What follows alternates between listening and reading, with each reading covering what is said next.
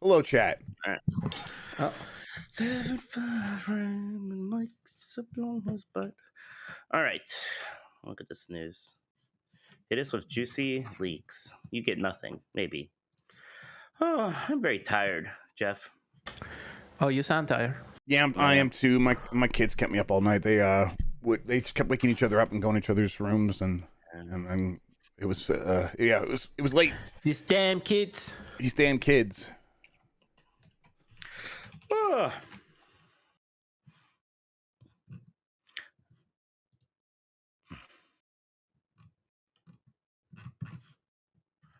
Frustrated. Okay. Okay, let's talk about hello chat. Let's talk about NFTs and how you, the gamer, don't understand what they are. They just don't get. They can make money. Why don't they get it? They can make money. Money. Don't you want to make money? Do you want to play to earn? Have fun being poor. Have fun being poor. Fuck having fun. You can be happy like me.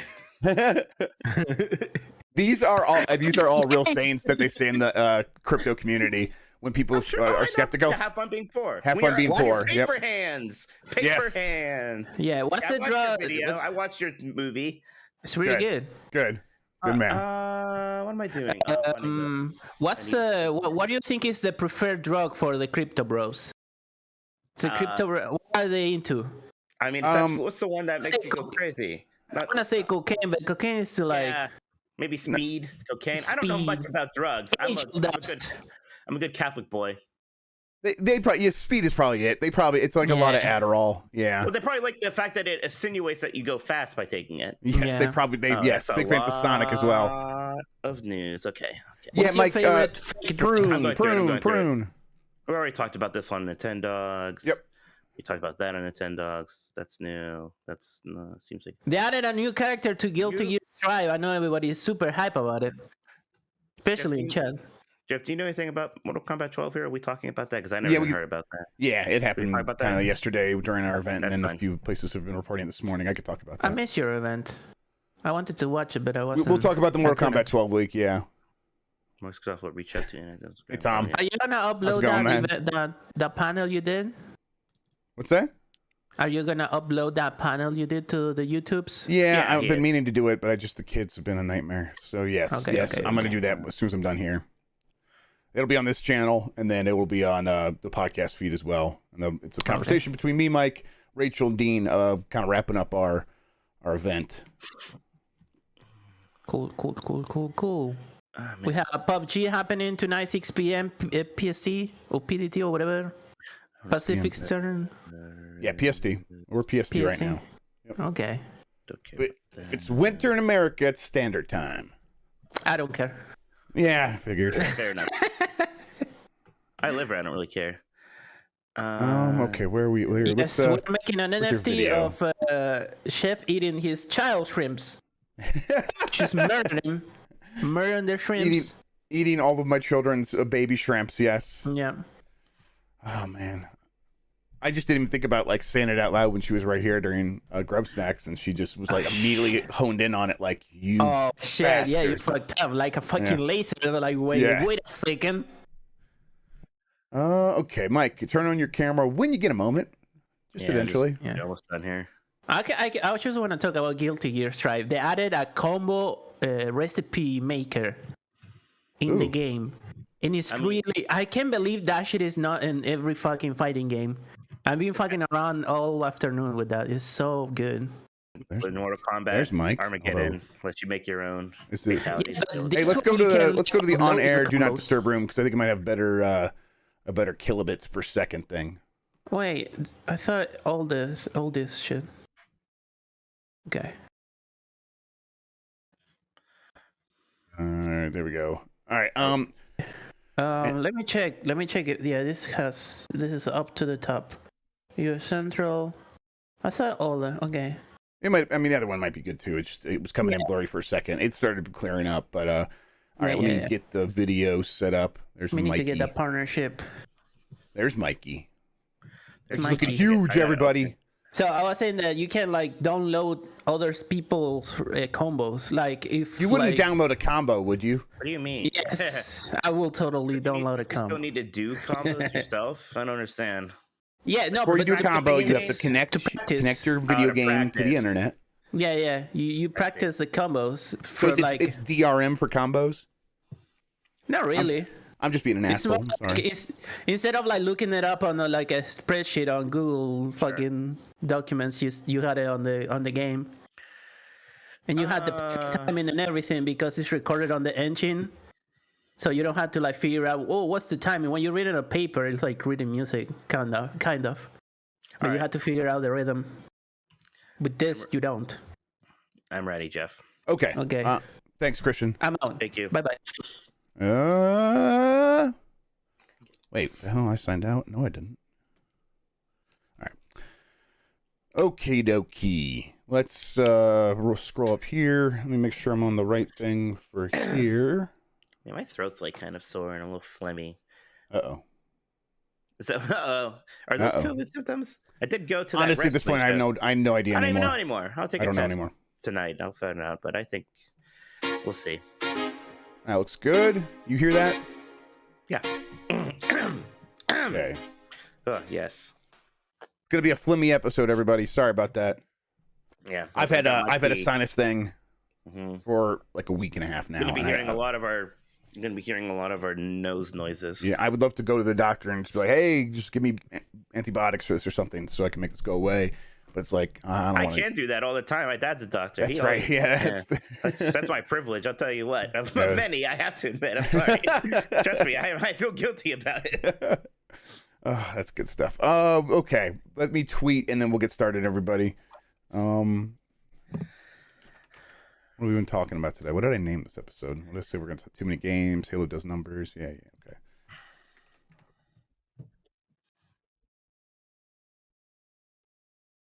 No, from YSU, Tim. Well, my brother works at YSU too, but he never got it. My other brother did, not the one who works at YSU. What's this? What's people bugging me out? It's ready. Stop. Silver frame and wraps around his back. Hello, Jesse from Xbox Era. Hey, Jesse. Charlie Day was on Kimmel talking about the Mario movie. Oh, yeah? Okay. All right. Okay. All right. I am going to hit the record button, and then I'm going to hit the music button, and we'll get started after this countdown. Here we go. 5, 4, 3...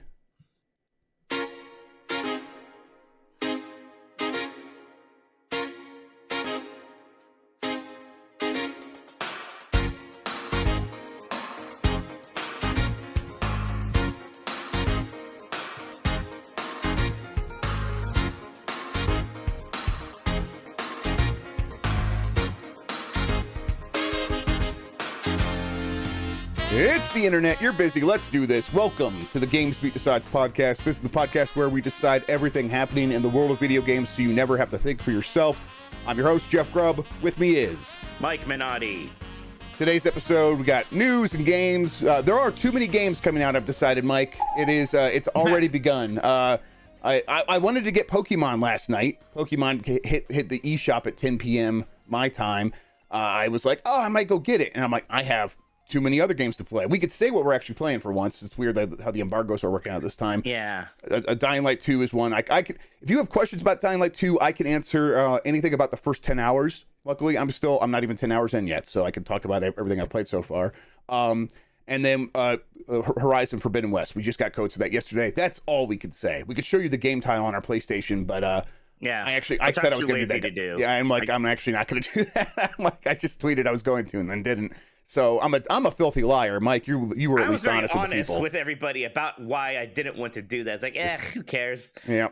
But yeah, so there's a lot of games. I want to play Pokemon. Did you get Pokemon Code? Are you going to play it at all? I got a code. I haven't installed it yet, but yeah, it is crazy because it's great having all these games, but there was that bit there in January. I was like, I'm playing through old games. I'm playing Wario Land 3 and Mario and Luigi. Now it's like, all right, back to the new stuff. To reality. Let's go. Yeah, exactly. Is right. Did we tweet about the show? I didn't. I did. Yes. Okay, I'll retweet you. I even said it out loud, and I could see like your face just you had no reaction, which meant you must have been thinking about something else. So yeah, I get it. That's all right. No judgment from me. I get it. Yeah.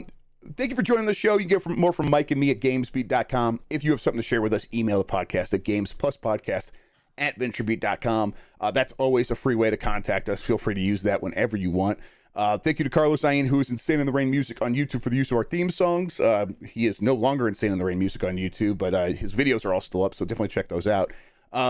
If you are listening to this on the website player widget, there's an audio version of the show. Go to Apple Podcasts, Google Podcasts, Spotify, and more, wherever your pods are caught. You can subscribe there. If you like the show, rate us on Apple Podcasts. It helps people find the show. Rate us on Spotify, a new thing on there. You can give us 5 stars. A lot of people have been doing that. We are very grateful. And then give us a thumbs up on YouTube right now. We have like 250 people watching right now.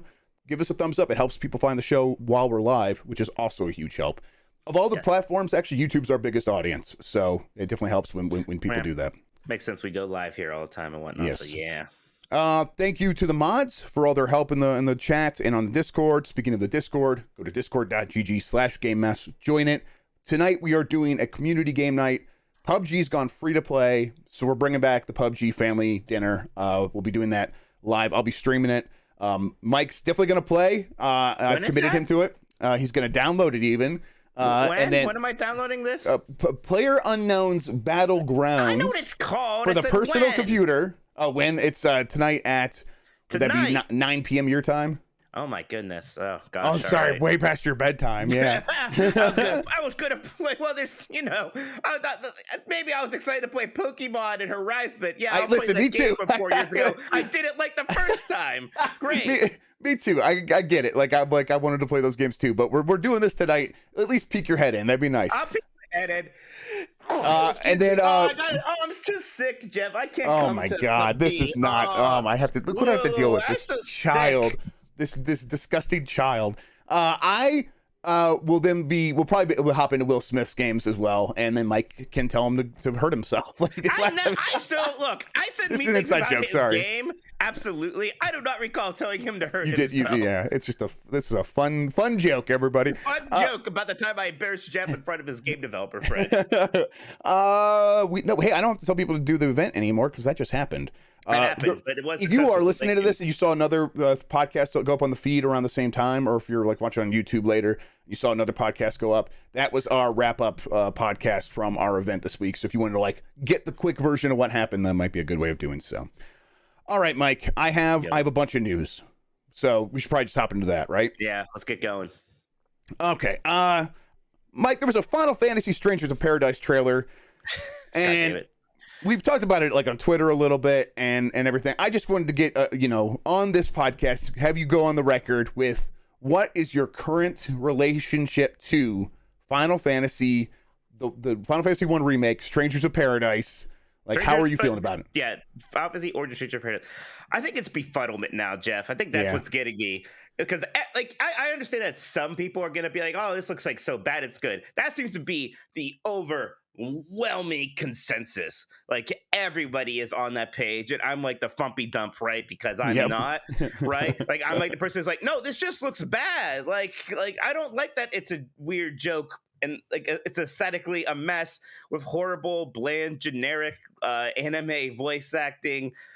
So that's just work. Everyone's oh, this looks so stupid. It's going to be great, right? Listen, but using My Way from Frank Sinatra, not some cover, not some just straight up My Way, just straight up My Way, like you said, an old Italian man's funeral. That is, there's something magical in the stupidity of that to me. Well, that's right. Well, that's what people are wondering. This is so stupid. It must almost be genius, right? Yes. And I don't know. I don't know if I buy it. I think it's just accidentally incredibly stupid. Oh, look, here's the thing, and I've said this from the beginning. I like Final Fantasy a lot. I like Final Fantasy 1 a lot. So there are moments here where it's these are the things that just look like we made a modern day AAA Final Fantasy 1 remake, and here's the 4 fiends, and here's that shot by the bridge. It's the famous opening title thing, and I get excited, and then it's no, here's Jack on his phone at his wedding, and he sounds like a guy like just trying really hard to find the deepest part of his voice in his gut. And I don't know. I gotta help a kid. Hang on. I want to love it. I want to be excited like everybody else, but I can't pretend. I can't pretend that it's okay. Just going to wrangle up a kid. This is my shot to get the flute. Where is it? Review it. I'll review it. Look, I'll get it. I'll tell you what.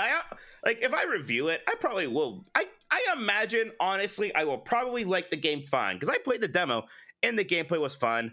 And once I start playing it, I imagine that's there's a new audio device. Yeah, I fixed it. Once I start playing it, I imagine I might get over some of it a little bit. I never played Neo Afropunk actually, but I played the demo and I liked it. But I'm not going to be won over by I would have immensely preferred it if the game just took itself seriously. If it had like the crash, not even near Final Fantasy VII Remake. Obviously, it can't do that. Maybe even let's say Final Fantasy 15. Is that a reasonable barometer anymore? Of at least that. There's still something just cheapy about it that leaves a bad taste in my mouth. This is Team Ninja, right? This is Team Ninja. This is the Neo guys. Yeah, it does feel like it has like that Team Ninja sensibility about it for sure. And I could see why, if Team Ninja were to make a Star Wars thing in this style, I would kind of feel the same way that you do because it's a Final Fantasy, something that you really like. So it's like, I get what you're saying. For me, someone who doesn't like Final Fantasy, sure. And I also probably won't play the game no matter what. Almost certainly, it's very fun to watch this from the outside, and I think that's speaks to your point where it's people are having fun at its expense right now. And there's this sense that everyone's going to end up playing it and have a great time with it. But I'm not going to play it. I'm just having fun laughing at it. So well, I wonder how many of these people are. It's like that snakes on a plane thing, right? Where everybody was talking about Snakes on a Plane before it came out and laughing. And a lot of people kind of misconstrued that. It's Snakes on a Plane is going to be a big hit. They did reshoots based on the memes. Yeah. Mm-hmm. Yeah, I was like, this is going to make all the money. And it did not make any money, right? No. I'm not trying to say Strangers of Paradise is going to bomb. I think it's going to do just fine. But I do wonder how many of these people who are mostly having their fun laughing at the trailer are actually going to show up for the $70 game. On Nintendogs earlier this week, we talked about how some games were getting announced very early as part of an effort clearly to attract talent. That's a very complicated and difficult thing for studios right now. We mentioned the Respawn Star Wars games. That was definitely part of it, so especially with the first-person shooter made by the Medal of Honor VR team. They are beefing up that staff, and that's going to require bringing in a lot of people, and that means telling people, hey, we're working on a Star Wars first-person shooter. Isn't that exciting? Also, you get to work at Respawn. Then, around that same time, Blizzard announced Blizzard is making a survival game in a new world, a new fantasy world or something like that. Mm-hmm. And that's very early. It's very, very much the same thing. Later that day, after the podcast, Crytek said they were doing the same exact thing with Crysis 4. Hey, we're working on this. Do you want to come work for us and help us make it? So kind of a new pattern we are seeing emerge. And this is just the reality of game development, right, Mike? Right, yeah. Game developers are in high demand right now. And there are only so many of them, right? And so, you really do have to pitch them to come work on you. And just saying, we need a software engineer for something isn't going to be good enough anymore, especially if you're a Blizzard and you just had that 2021, right? You really need to put together some kind of a pitch to get people excited to come work for you. But so, it is interesting, right? Because all of these things could have been big on stage E3 type reveals, right? The new Star Wars first-person shooter, a new IP from Blizzard, Crysis 4. Instead, it's they're just announced as part of a recruitment drive because they need to get people over there to work for them. They need them to come to Crytek instead of going to Blizzard or so forth. Yeah, J. Arthur in chat makes a good point. Something happened similar with Metroid Prime 4 this week, where Retro Studios is like, hey, we're hiring for a couple of positions. And I mean, that game announced many, many years ago at this point, wildly. But yes, it's definitely still you got to get out there as much as you can to say the thing we're working on is cool. Wouldn't you want to work on a cool thing as well as get paid really well? And it doesn't really matter. Really well. It's not like you're missing out on that announcement thing because how much is the first announcement means something. But then if you go radio silent for a while, you kind of almost have that same exact thing. Like that Elden Ring, right? Where they announced it, sure. But then no one heard about it for a while. And everyone was ravenous to hear about it again. So when it showed up at the Game Awards, it almost felt as big a deal as if it was just announced for the first time, right? Mm-hmm. Let's see. there was new, never before seen footage of Star Wars 13 with a playable Boba Fett. Did you watch this? I did see that. I mean, gosh, it was so much more Uncharted than I even remembered, right? Like, it was so much more Uncharted, like, 2. I was like, oh, yeah, that was the original pitch of this thing, was like, we're just going to make an Uncharted Star Wars game. Yeah, and I get why people want this back. Coruscant is a cool, like, setting, and having the idea of, like, going down into the lower levels of the city, I guess for people that don't, like, Coruscant's, like, the all-city planet that was in the prequels and stuff. And there's like the top levels are like really like fancy and schmancy, but if you go below that, it's all like the sun doesn't get down to these lower levels, and it's all like concrete and stuff like that, called permacrete in the Star Wars universe. And it's cool. Yes, and it's like, okay, that'd be a cool thing to explore for sure. But also, I'm like, I see why they probably didn't see this through. It seems like a very expensive thing to make, and also the kind of thing where people play it for a weekend and then put it down. And at the time they were making this, I could see why they were like, I just don't know if we can pull this off. Also, like, the team making this wasn't Naughty Dog, and at the time, it's like you kind of had to hit like 85 or higher on Metacritic to justify a project like this. And almost always the first project like this comes out and it's not even as good as like Uncharted 1, let alone Uncharted 2. And you're probably going to be in the 70s, and you're gonna have to really struggle to like make that sequel and stuff.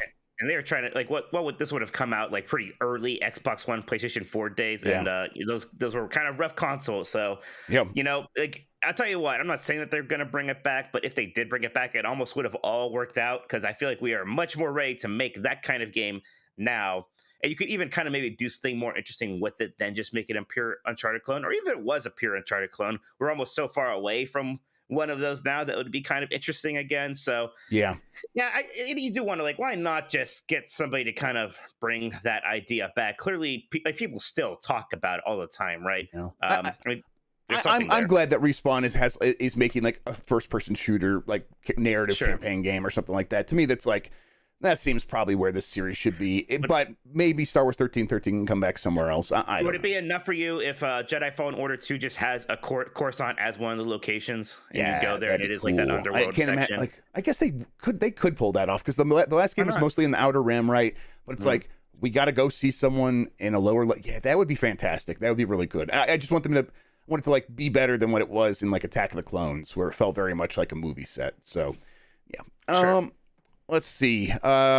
Seems like a NetherRealm dev leaked Mortal Kombat 12. So what happened, Mike? I know you said you hadn't caught this. I haven't heard about this, there was a tweet yesterday from a producer at NetherRealm, and he was showing his desk, and he was showing off a bunch of comics or whatever, Mortal Kombat merch. And then in the top left corner, you can see one of his monitors, and it said at the very bottom, MK MK12 underscore mast, like master or whatever. And then the top other corner, you saw the little chunk of his other monitor, and it said, be careful with this video. Fans tend to scrape the internet for any sort of mention of anything. And it's okay. Look, Mike, what do you think happened there?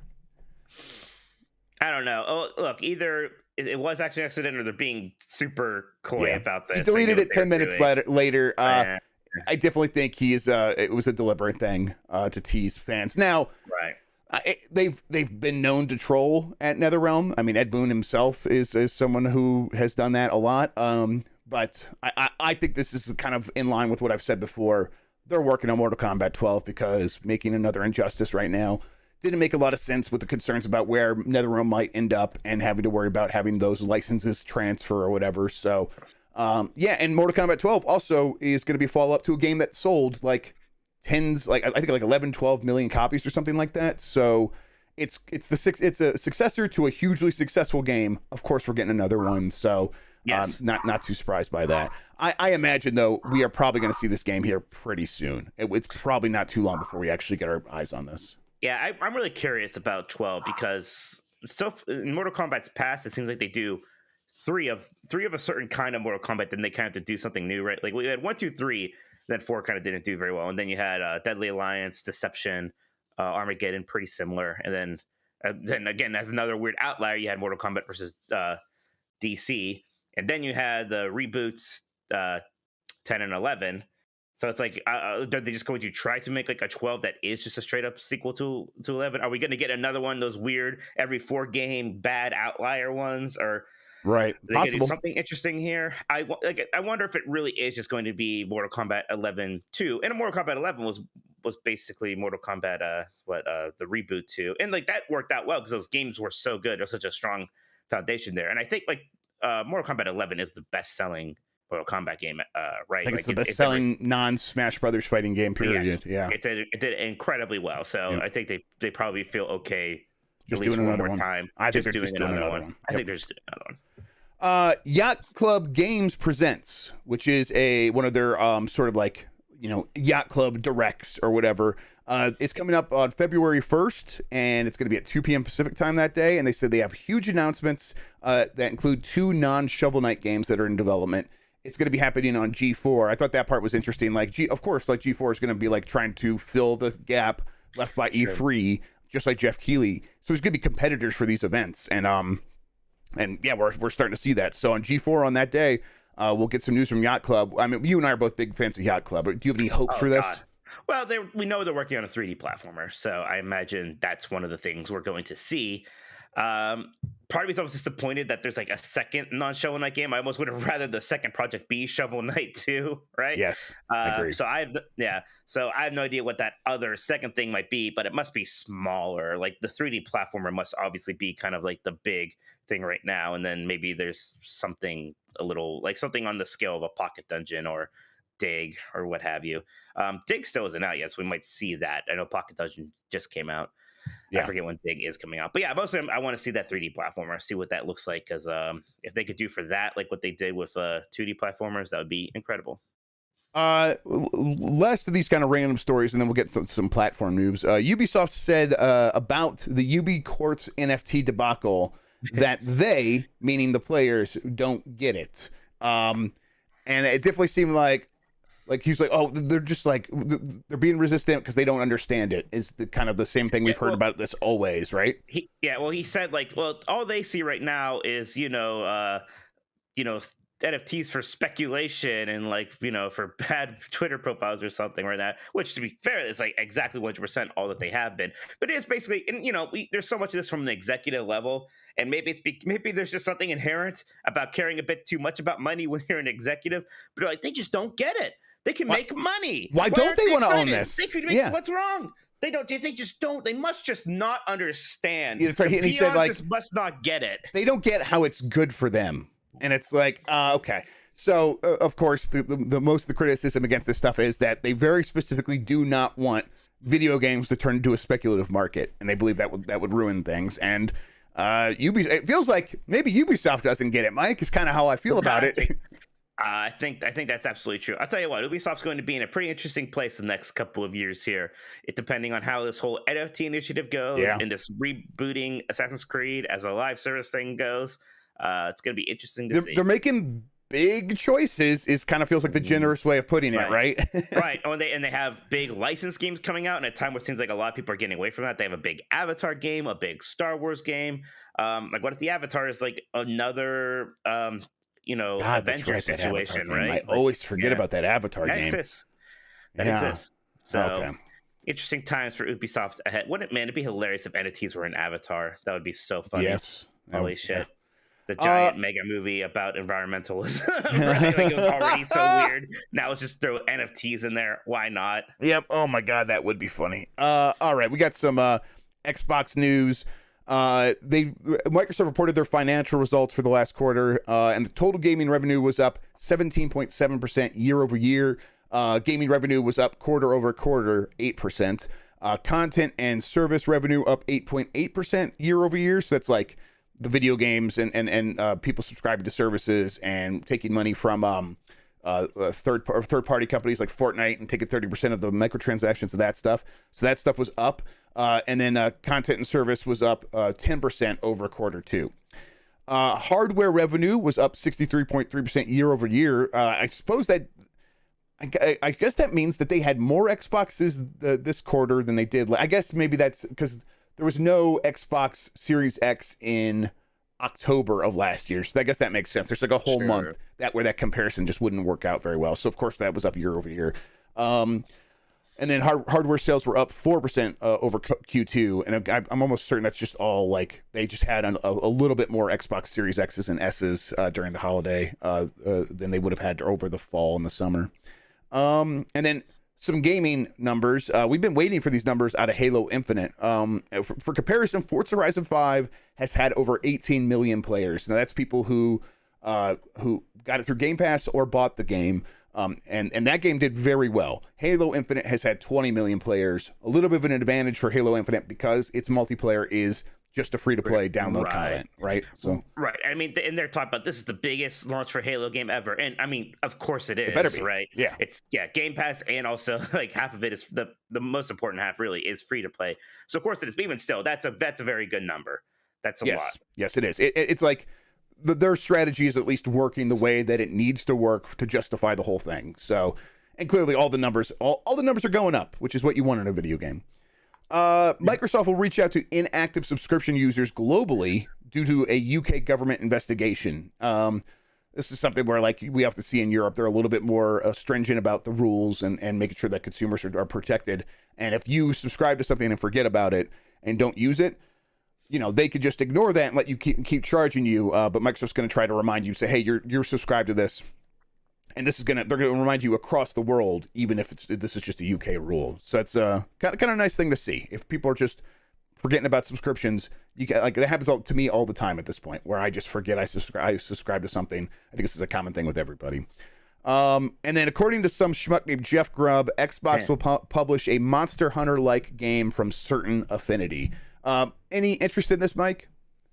Yeah, absolutely. I guess, yeah. So what's this studio? Which studio is this now? So Certain Affinity is a team that has done a lot of support work on Halo games. They've done port work for Halo games. I think they've also worked on Call of Duty here and there. They're definitely a team that has done mostly like work for hire support works on big games. And now they are getting a chance. They pitched their own game, and Microsoft's going to publish it. And they're working on it right now. And that's like their primary thing. Although I think they're still supporting a couple other things as well. To me, this like signifies like the possibilities of Game Pass and like that Activision Blizzard merger where everyone's like, maybe they're going to work on all these other games and they're going to take some of these studios off of Call of Duty. To me, this indicates that's exactly what they're going to do. Where this support studio that was working on Halo, that just got done working on Halo Infinite, they have been working on this Monster Hunter game, Monster Hunter-like game for a little while now, and they're really going to start working on it in earnest.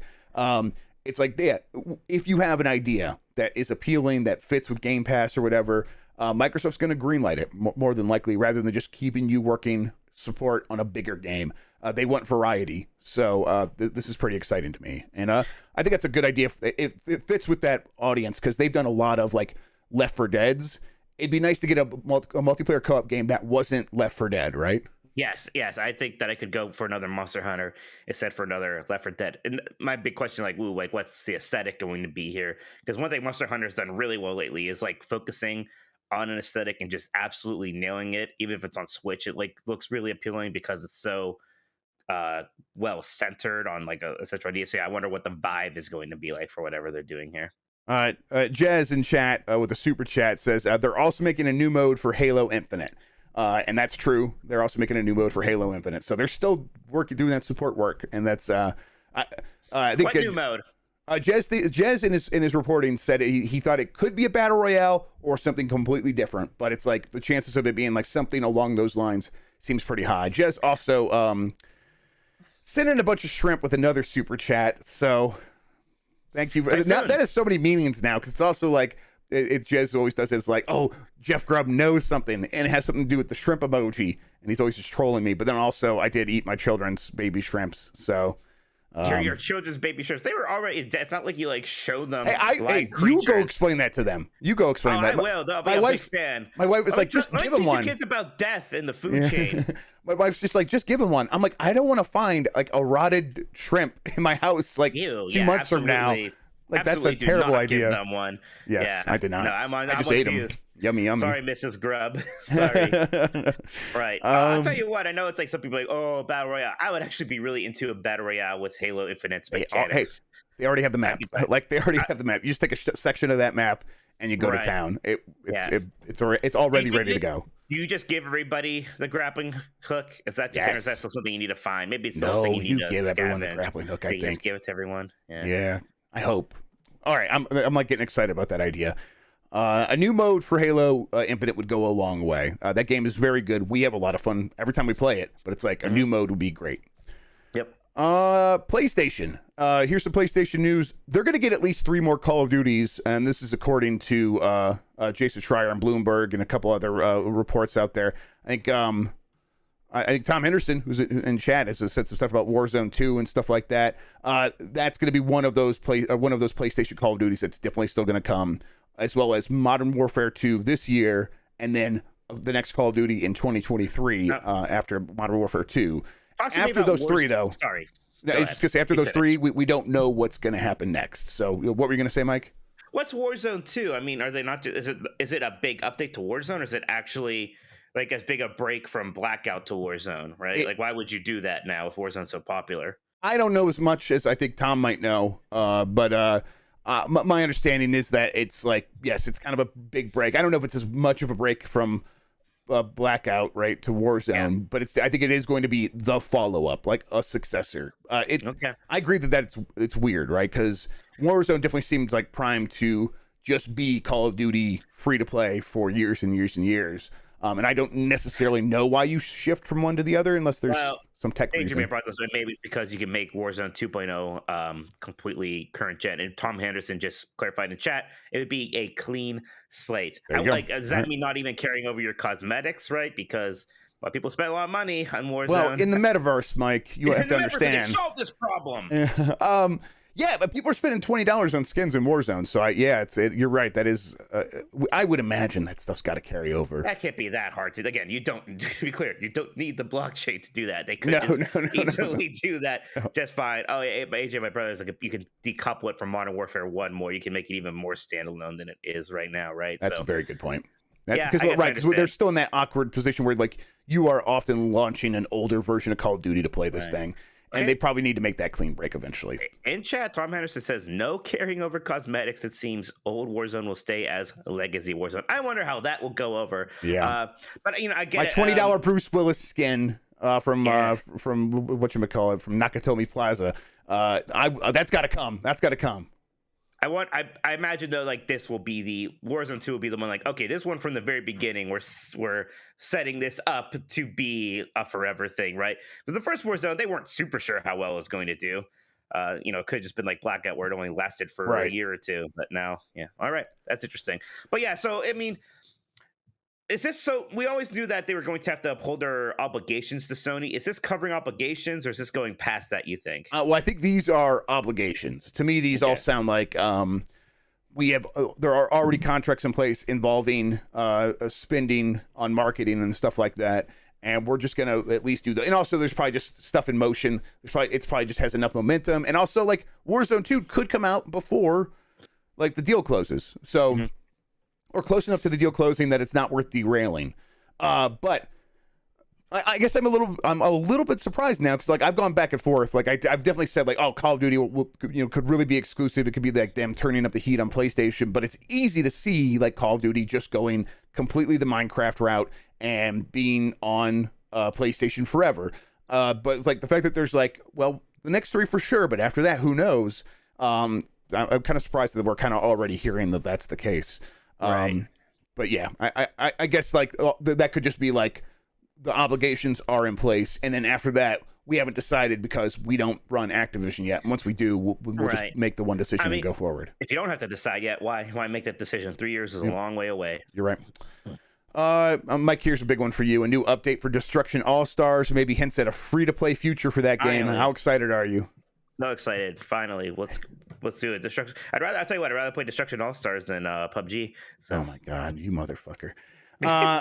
Horizon Forbidden West has gone gold. I started playing it last night. That's all I could say. Yeah, I'm not a big fan of this gone gold stuff. It's like, all right, sure. Like you're still saying one. Like, what does it mean anymore? Tom Hunter said another chat in our chat about Warzone 2. He says it seems like Warzone 2 is considered as an individual game in their obligations. As Bloomberg reports, 3 games.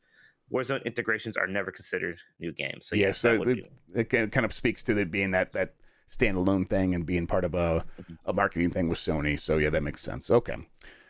All right, Nintendo news of Pokemon Legends Arceus is out and people like it.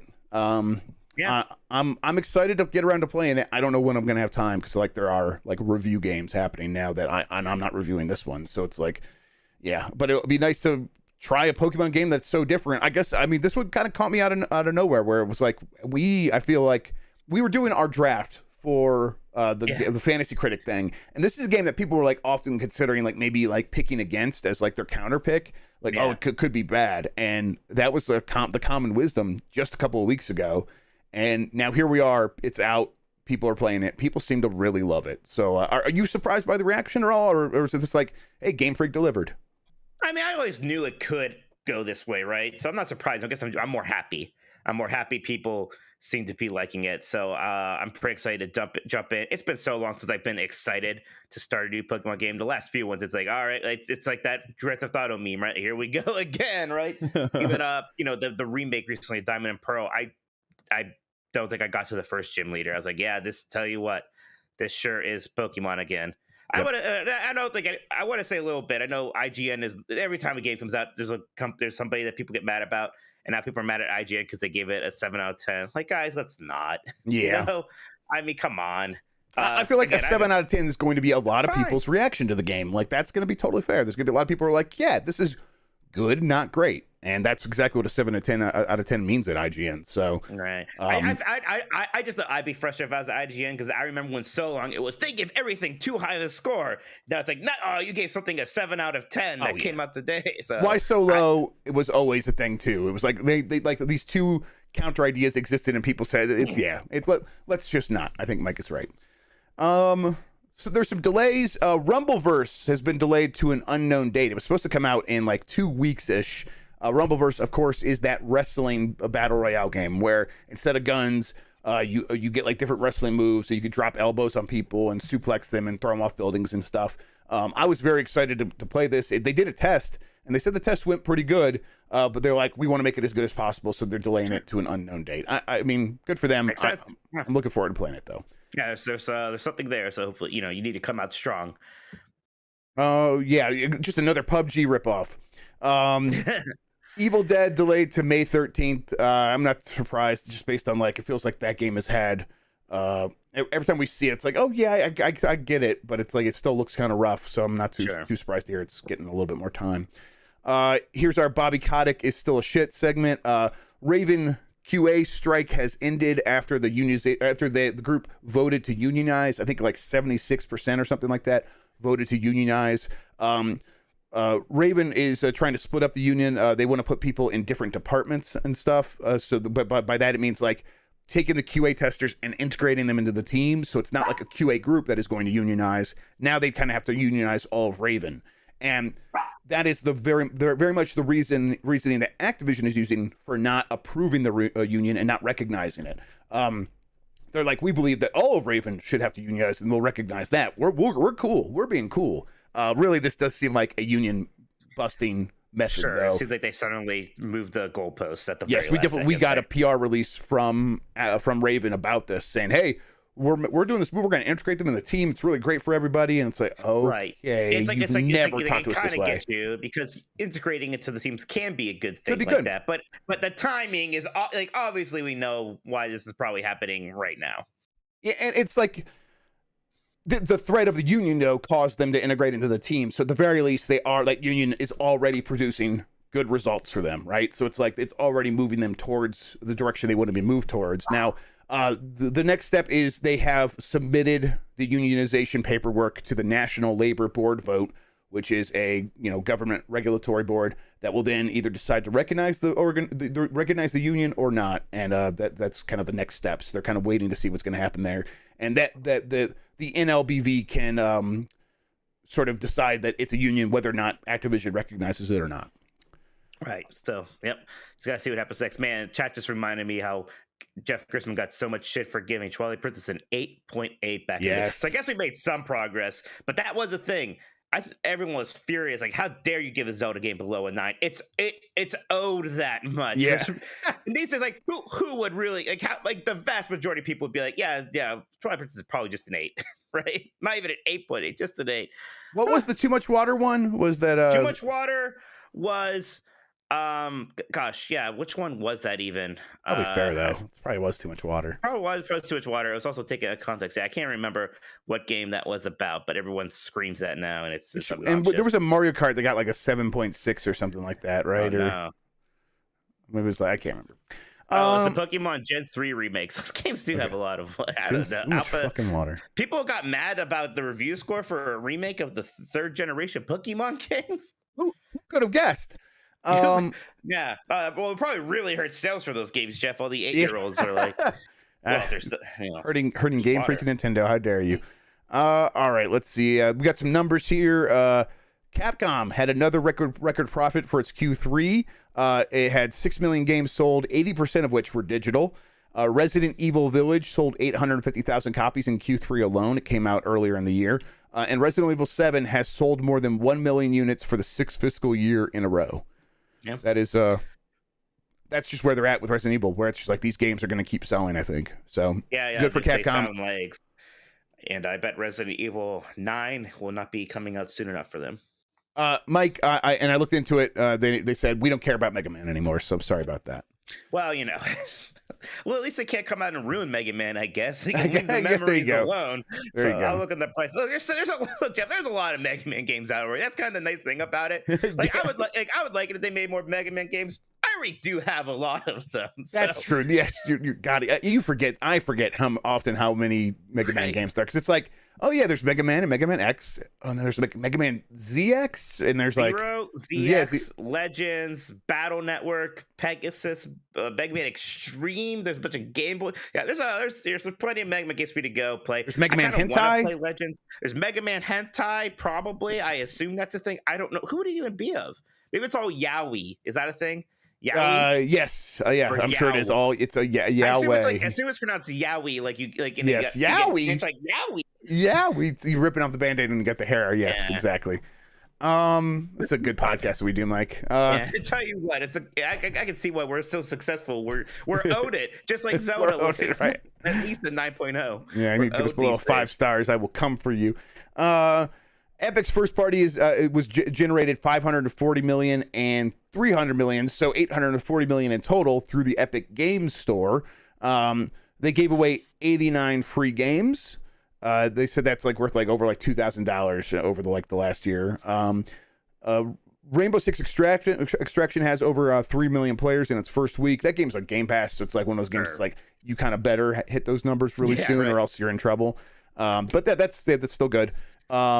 Let's see, and Yu-Gi-Oh! Master Duel reaches 4 million after the first week. That game seems to be popping off, and I had no idea that it was a thing. Yeah, I mean, it makes sense that it's going to go under the radar if it is popular, just because, let's be honest, the me and yous of the world, it's just not super on our radars because it's Yu-Gi-Oh! And we were just a little old for that, right?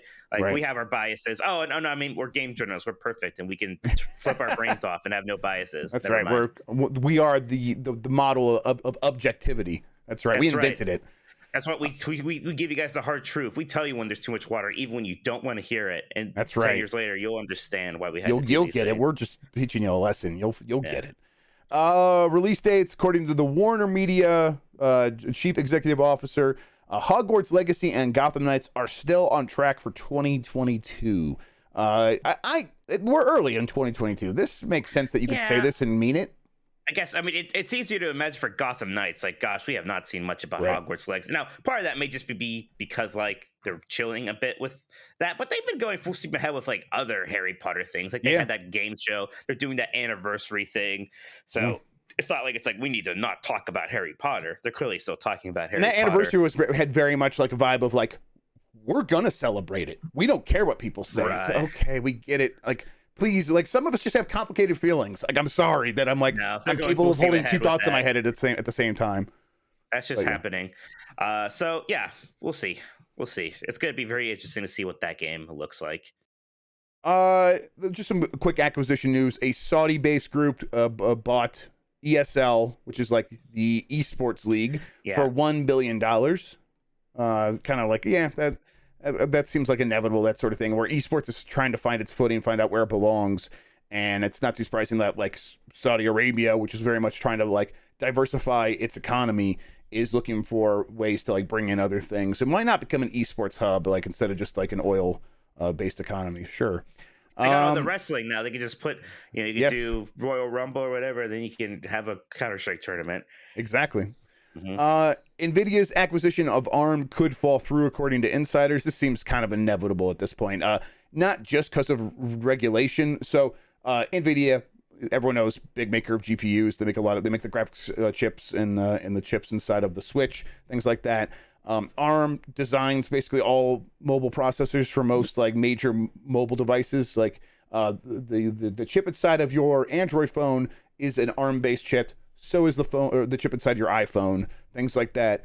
But ARM is maybe not even as enticing as it was when this deal got started for like $40 billion or whatever. There are competing architectures coming up, like RISC-V is one that's becoming very popular. It's more open source, so it'd be even cheaper for Nvidia to just go use that. So there's a strong chance that Nvidia maybe is just losing its lust for ARM alongside of like not wanting to go through all the regulation hurdles. Genda bought the last stakes in Sega Entertainment, which is its arcade business, and renamed them to Jigo. Sega will end its operations of the arcade business after 50 years. Mike, I'm devastated.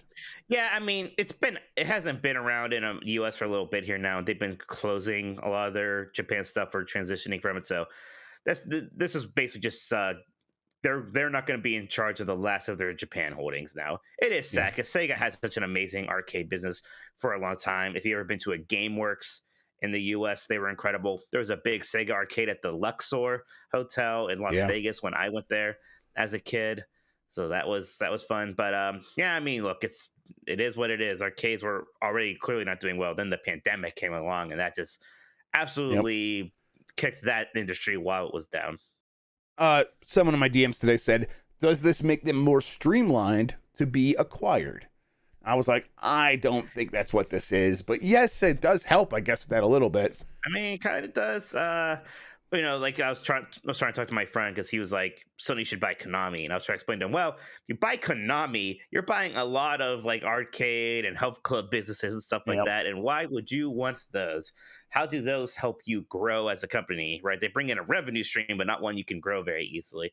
So I mean, if you offload that stuff, it maybe helps. Gotta be interesting. Let's see. Acquired. Last little bit of news, going back to Yu-Gi-Oh! Master Duel real quick, had 255,000 players on Steam in the first week. That's concurrently. So they have 255,000 people playing at the same time. That's a massive number. Yeah, maybe, we should be playing Yu-Gi-Oh! Tonight, not PUBG. We'll make the next game night Yu-Gi-Oh! Fine. Hey, is it free? It must be free to play, and like you buy the cards. Is that how it works? Because I mean, how else is it getting 255,000 players? That's huge. I imagine that's a lot of people, right? That's pretty nuts. Elden Ring has gone gold, Mike. I know you're very excited about this news. Yeah, wow. That means something. Valve announced dynamic cloud sync. This makes it easier to switch devices, upload data to the cloud before the Steam Deck goes in sleep mode. So this is them like kind of thinking a few moves ahead. And boy, I'm glad they did this, because I am still going to play games on my PC, but it would be a real pain if I'm like playing on the Steam Deck and then I went to go get on the PC, and it's like, well, you got to go shut down your Steam Deck, upload your stuff first. And it's like, man, this is kind of not like the future I envisioned. So it's like, it's nice that they figured out this problem already. So as I'm playing, it'll just be uploading to the cloud, so that whenever I put the Steam Deck in sleep mode, I can just hop on the PC, continue my game there, and it'll work just fine. Like, that's a really smart move by them. I'm getting excited about the Steam Deck. It's coming out. They did announce that it is going to ship on February 25th as well, I think. So by the end of next month. It's coming. Yep. I got my pre-order. I doubt I'm going to get that on February 25th. We'll see. Yeah, same thing. Apparently that Yu-Gi-Oh! Game is free to play. That's Hearthstone style craft. Sounds like they finally made like the Hearthstone version of Yu-Gi-Oh! That I imagine a lot of people have been wanting for a while. Oh, that's exciting then. I'm glad fans got them. And then finally, Ubisoft shut down Hyperscape on is shutting down Hyperscape on April 28th. I feel like they could have just shut it down today. They could have just shut it down right now. Like, why I tell you, that's a kind of far way off. Like, what? You could just. I get it. You need to give some people some time. I'm sure there are still people playing that. Yes. Man, look what happens when you just chase a trend, right? Mm-hmm. It's crazy. I mean, that's still Ubisoft though, right? They got a couple of those. They got still the Division Battle Royale coming, right? Or like Heartland. Is that not out yet? Oh yeah, you're right. Is it? I mean, honestly, right. It's not. I stopped paying attention. Yeah, no, it's not. There's that, and then there's X Division, right? Is that the name? Defiant. X Defiant. Yeah, that's their Call of Duty one. Yeah, it's the Call of Duty thing, and then NFTs and all of them. So yeah, we'll see how that all goes. I mean, don't worry, they're throwing you a Splinter Cell bone in there somewhere. The Vice did a story. Waypoint did a story about like the people who bought the NFTs in Ghost Recon, and they were like, no one ever notices. It's just a serial number on the gun, and you'd almost need a microscope to see it. So it's like no one ever says anything. Like, I bought this thing, and no one cares. It's like, oh my god! Like, not only is it an NFT, it's like a really shitty NFT. It's like you did a bad job of it. Did a bad But Mike, we just don't get it. We just have fun being poor. We just like being poor so much. Is what it is. Okay. We got through the news. Mike, there are some super chats. Do you want to start reading those? I would love to start reading those, Jeff. We got a lot of community questions too, so we'll get to those after these super chats. Yes, absolutely. Ariel Delgado says, is a certain affinity into NFTs, or did their publisher do that for their looters shooters? Well, Monster Hunter Game have NFTs. I'm a filthy right clicker. So the Monster Hunter Game have NFTs, Jeff. Probably Microsoft's not going to get into this. They're not going to be a pioneer in this, at least, right? Microsoft's not for a game they're publishing. They're not going to let them have NFTs. I guess I'm unfamiliar with certain affinities relationship to NFTs anyhow, so I'd have to look into that. But it seems like Microsoft's going to let them take a wide berth sideways away from NFTs for quite some time. It would have to become like an established thing before Microsoft got into it. Like, they're not going to risk doing another Xbox One and alienating fans. Isaac Spencer says, thanks for the show as always. Appreciate all. Thank you, Isaac.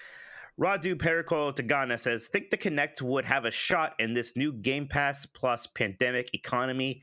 Think they could go back to that? Well, Kinect. I don't think so. I think Kinect just had its time and it just didn't work well enough. I do wonder, like, how much better could it be now?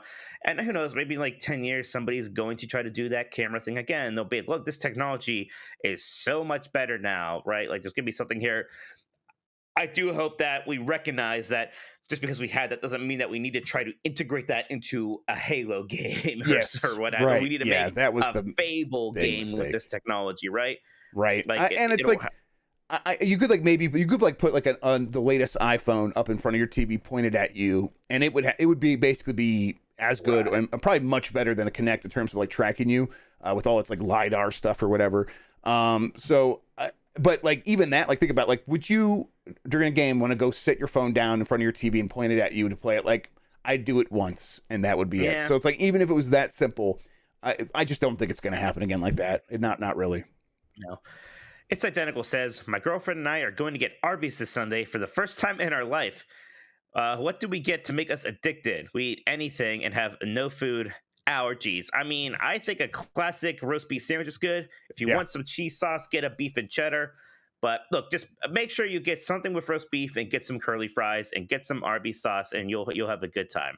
Yeah, that roast beef bun is very I've been on the roast beef kick. Like, I'm like, oh, there's so much stuff on the menu, and that is great. Like, you can get like mozzarella sticks if you want. Like, there's a variety there. But that classic roast beef is actually very, very good. My local news station did stories about some of the like the Jewish history around our town. And they're talking about Arby's because it was started by a Jewish family. And the first Arby's was like open like a few miles away from where like my house, which is interesting. And now me and my brothers are kind of on this kick, like, is there a historical marker there? Could we do that? Can we pick up for that? So that might be the new thing we're doing here now, because the building is still there. It turned into a bird shop that was there forever, and recently the bird shop just closed. The guy retired, so I don't even know who owns that building anymore, but the original Arby's building is still there. So it's interesting. I'm gonna do it, Mike. I'm gonna go by the building sometime soon, do some reconnaissance, and I'll maybe you're gonna go video tweets, visit the building, because you just said I'm gonna go buy the building sometime soon. And buy BY, I'm gonna go buy it, like, laterally. I'm not going to purchase it unless you guys really want to send me some. Unless we're gonna get it to GoFundMe. Let's get the super chats, people. Come on. No.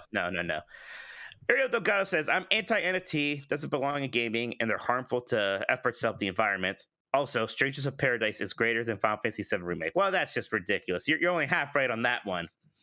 SSS RCR85 says, I listened to the latest episode of the 90s Disney podcast, and seconds in, I found out Mike's the least likable of the Minottis. He says, love you, Mikey. Wow. Look, as long as you're listening, you can do whatever you want. Rio Delgado says, I have no nostalgia for Final Fantasy. Never played any Final Fantasy games till the original Final Fantasy VII in 2017. Loved it. Final Fantasy VII Remake didn't hit right for me. Well, clearly, if you think Stranger of Paradise is better. Nintendo Bro says, what generation does Forrest Gump belong in? Gen A. I mean, Forrest Gump is like the most baby boomer of baby boomers, right? Yeah, right. That's when he was coming He's up. like Yeah, super baby boomer. yeah, right? it was definitely the baby boomers. Yeah, I think that's right. Maybe Yep. I'm wrong. Because he was like young during like the anti-war protests. So yes, that was baby boomers. He went to Vietnam and all that stuff. All right, Jeff, that's it for the super chats for now. If you guys want to send any more in, we will get to those. What is the community up to? That joke went right over their head, apparently. Apparently, there was a joke there about Forrest Gump that maybe we are too old to understand. Yeah, Jenny. Oh, Jenny. Yeah, there you go. I may That's be pretty stupid, good. Jenny, but I know what love is. I don't know if you're allowed to do the accent anymore, or the voice. It's Southern. He says a Southern It's a accent. Southern voice. Okay, so yeah, he was just doing Southern. Southern. To be Yes, clear, that's a good point. You scared me there. Like, oh no, maybe that was a bad. No, Southern. No, just Southern. But you won an Oscar, Jeff. Yes. Jedi Moss 4. In less than 8 years of the gaming branch of Microsoft, in less than 8 years, the gaming branch of Microsoft went from nearly being spun off and sold off to becoming one of Microsoft's most significant branches in the company, with no signs of slowing down. Is the resurgence of Xbox the biggest turnaround for an entity in the gaming industry? Turnaround, maybe. Yeah, turnaround. I think Turn around every now and then you get disinterested in consoles, but then they sell really well. Turn around. Yeah, I'm trying to think what else. I mean, Nintendo had a decent comeback there. Like they seemed like a real dire straits with the Wii U, but they also like were able to fall back on their portable stuff anyway. And 3DS was always doing well. Yeah. Mm-hmm. So, but even 3DS at first it didn't do well. Imagine if 3DS didn't rebound and also the Wii U was a disaster. Maybe that would have been pretty bad. I'll say it's probably the biggest spinoff, yeah, or the biggest turnaround. I'm sorry, yeah. Yep, I'll agree with that. You want some strawberries? I'll get you some when I'm done. That sounds good. For Blackheart Vinyl, does Sony have a multiplayer shooter in the works already? If not, are they rushing to greenlight one? Also, it's Blinks the Time Sweeper, goddammit, not Time Cat. You guys always say it wrong. I tell you what, and then crying face emoji. I definitely always say Blinks the Time Cat, Blinks the Time Sweeper. Okay, the cat's not in there. All right, fair enough. I feel like I get it right like every once in a while. I get it right. I thought you're contractually obligated to have the name of the animal inside the title, right? Like Sonic the Hedgehog, it's Crash Bandicoot. Blinks the Time Cat. All right, he's a time sweeper. Fair enough. I don't know, Jeff. Everybody, there's some people are like, bring back Killzone, bring back Resistance. I think freaking not Sucker Punch. Insomniac tweeted about Resistance today. Like they showed a photo and some people like they're gonna bring it back. Man, do you really bring back Resistance? I know some people tell me they love that game. Did that really have enough cachet that you would actually bring that back and not just do something new? Same thing with Killzone, really. Also, it's e-reader, not e-cards, says Turbo Sean. So no. E-readers read e-cards. E-cards, that's what I thought, yeah. Yeah, come on. Read a book, Turbo Sean. Yeah, come on, you scrub. They've already announced that they have some of these new studios that they're partnering with, working on first-person shooters, multiplayer first-person shooters. That's already been announced. I think almost certainly one of those games is SOCOM. I think I would bet that one of those games is SOCOM. Not Mag 2? You know what? Mag 2. Never mind. It's Mag 2, 100%. And then I think that the other one obviously is Last of Us Factions. Factions is still coming, and that's third-person shooter. That's different, Jeff. Yeah, but did he say he said multiplayer shooter in the works? Fair enough. Or else I wouldn't have said it, Mike. God, read a book, Mike. Wow. From Beef Hammer. Happy Friday, Jeff, preparing for months of exclusivity debates, Grubb, and Mike preparing for months of acquisition rumors, Minotti. Speaking of which, when is Microsoft finally going to acquire Sega so we can get a new Snowboard Kids game? And Persona and Sonic are nothing but trash compared to the greatness of Snowboard Kids. Wow. I don't know about that one. That's right. I never played Snowboard Kids. I assume it's like that one part in Sonic Adventure 1 where you're snowboarding. I assume it's just that, but an entire game. Man. I will say, like, if as much as I say if Square Enix buys a Japanese studio, it's going to be... I mean, if Sony buys a Japanese studio, it'll be Square Enix. For some reason, I do imagine if Microsoft bought one, it would be Sega. Maybe that's because my brain is still like, oh, the Xbox was like the Dreamcast too, and there was a connection there. The Dreamcast ran on Windows CE. Like, yeah, there is a connection there. You're not wrong. But I mean, yeah, it could happen. I'd be surprised if it happens super soon. I don't know. Snowboard Kids is trash compared to 1080. From Sakelin, hey boys, I was just wondering what is stopping Sony and Activision from making a long-term Call of Duty deal, like exclusive content. I want to answer this just real quick. There's more here. Yes, Microsoft does not own Activision right now, but Activision, by agreeing to this deal, cannot do anything to sort of disrupt or ruin what Microsoft has agreed to buy.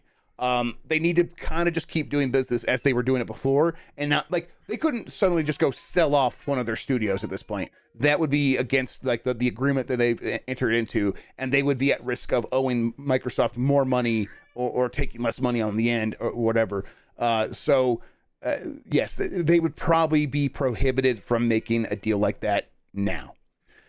Currently, Activision has to act independently from Microsoft still. So, yeah, this is basically just talking about what I was saying. So, if Sony comes to the table with a good offer, just like the previous years, it would not be untypical behavior, and they could ensure at least a couple of years from Call of Duty. Thanks, guys, for what you are always doing. So, you're saying, yeah, that would be typical behavior, and that would be allowed. I think that it would still probably come against the agreement they've entered into, and it would materially affect the price for which Microsoft is paying for this stuff. So it would be kind of thing where it'd be risky if they were to try to do that. Jeff, I have bad news. Apparently they are not called e-cards. They are just called Nintendo e-reader cards. Like they don't even have a specific name. So my world is shattered. Let's just ban Turbo Sean. I don't like being corrected. Sounds good. Yeah, he's not that nice with that Super Metroid take anyway. Yeah, exactly. From Gorilla. I bet the people in the audio version are just yelling at us like, quit being mean to Turbo Sean. Never. Yeah, never gonna happen. From Gorilla, would Sony/Microsoft ever consider doing a deal where COD stays on PlayStation if Sony stops paying for third-party exclusivity period? Or third-party exclusivity periods? In my opinion, this would be the best outcome for both Xbox and PlayStation customers, as it means more games for everyone, while Sony and Microsoft are not losing their marquee first-party exclusives to the competition, keeping those as USPs for their respective hardware. I can't remember what USP stands for, Mike, but yeah, I there's a chance. Like, I think everything's on the table, honestly. Still, I think both sides will consider everything, and this is like something where it's like, Call of Duty is a big enough bargaining chip that they could go and try to argue for something like this. I don't know how much Sony's going to be open to debating, though, so we'll see. Right. It's all a matter of chips, and yeah, that whole kind of third party licensing thing or whatever for the free play games. That's another chip. Matt, who is Rare Monkey, can we just say Microsoft now has rights to No One Lives Forever and let them make a game of it, please? Let's just tell them that, and then they'll believe it. And then right? If we all pretend, oh yeah, you guys totally own that. Yeah. You guys, well done solving the rights issue on that, Microsoft. They're like, oh, we did it. Like, they wouldn't know. Yours. That's all yours. Go ahead. That's a very good idea, Rare Monkey. Let's pull it off. Delta Prime 84. Hello, Jeff. I don't know how to reset a Google Doc Grubb. And Mike, I just used Discord for questions. Minotti. Question from last week. It's 2022 and people are back at work for you to ask them for info. Have you heard what EA's planning for future remasters/remakes of Need for Speed and Burnout games? Let's see. I would say that they are going to kind of continue doing what they have been doing with Need for Speed, with like bringing one of those games back every once in a while. They have a team kind of dedicated to that. I think they might not get back around to Burnout for quite some time. I think they just prefer Need for Speed over Burnout at EA. I think it probably just sells better. But I'll ask around. I could definitely find out about that if you're interested. That sounds good. And then the question for this week, given Microsoft is kind of relying on Square Enix's Crystal Dynamics for their quadruple A game Perfect Dark, Can you see Microsoft moving fast to acquire Crystal D before Sony has a chance to buy the whole of Square Enix? Possibly. Maybe. Possibly.